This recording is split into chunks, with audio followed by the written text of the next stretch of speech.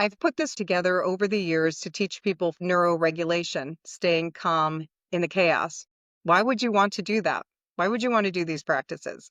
Because the world feels like it's falling apart. Truthfully, we have to work these circuits. And if you're not, you're staying in a pattern that has you out of balance. Because old guard leadership has told us to stay restricted, to stay in stress, to get pulled, to get stuck there, to hurt, to have pain. We have to learn how to move with it and shift it. And we've got to get the brain reprogrammed. The mind is the mind body complex. It's everything, it's embodiment, it's purpose, it's how you consciously position yourself in the world. The mind cleanse. We're cleansing out the survival brain patterns. We're cleansing out the physical sludge. We're cleansing out the energetic sludge. We are energetic beings with layers of stuff. It's fascinating to me.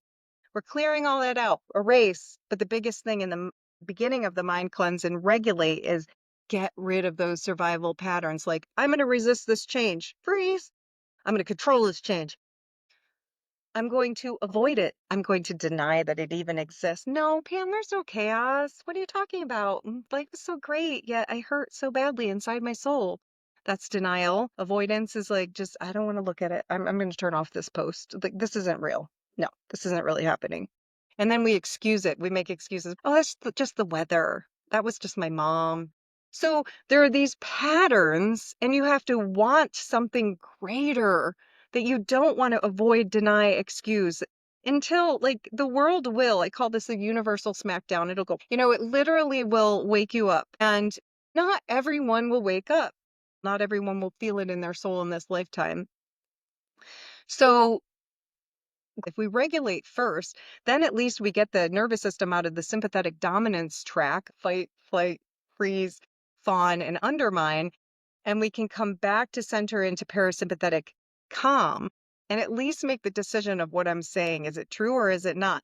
But if you're in fight or flight, you can't really you're not in a place that your nervous system can make that decision. So I was talking about being a search and rescue person for many years. And I learned that in order to triage a situation, I can't be like running in like, fire! Oh my God, the world is falling. No, in 911 rescue, outdoor, especially in outdoor rescue, you have to be calm, you have to be focused, and you have to be in that state of grounded non-chaos. And you have to be able to quickly bounce back if you do go into a panic. So there are times when you see something that's like, "Ah," and you have to come to center pretty quickly. So I was able to experience this in my own body without breath. I do think there are ways to get there.